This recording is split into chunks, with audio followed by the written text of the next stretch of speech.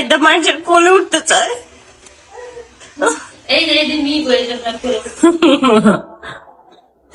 ইসরে আল্লাহ, sorry না high একদম মানুষের কোলে উঠতে চায়।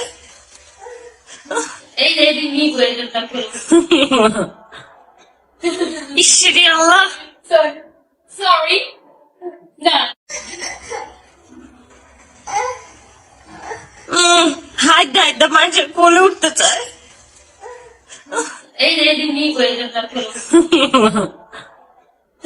ইসরে আল্লাহ, সরি না।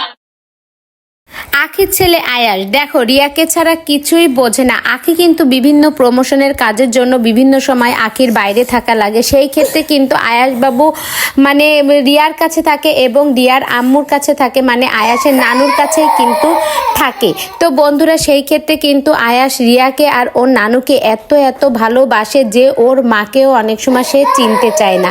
তো বন্ধুরা কি আর বলবো, ছোট বাচ্চাদের ক্ষেত্রে এইরকমই হয়, যে সময় যার কাছে থাকে তাকেই কিন্তু সে বেশি ভালোবাসে। তো আয়াসও কিন্তু সারাক্ষণই রিয়ার কাছে থাকে। এই যে দেখো সকালে ঘুম থেকে উঠে অমনি রিয়ার কোলে লাফ দিয়ে উঠেছে আর রিয়াকে বলছে এটা নেব ওটা নেব। তো বন্ধুরা আয়াস কিন্তু সারাক্ষণই ঘর এলোমেলো করে। এটা শুধু আয়াস না, সব ছোট বাচ্চারাই করে। আমার বাসায়ও ছোট একটা বাবু আছে, সেও কিন্তু হাতে যা পায় সব একেবারে ফেলে দেয়, ঘর এলোমেলো করে ফেলে। ছোট বাচ্চা থাকলে এরকমই হয়, এটাই একটা আনন্দ।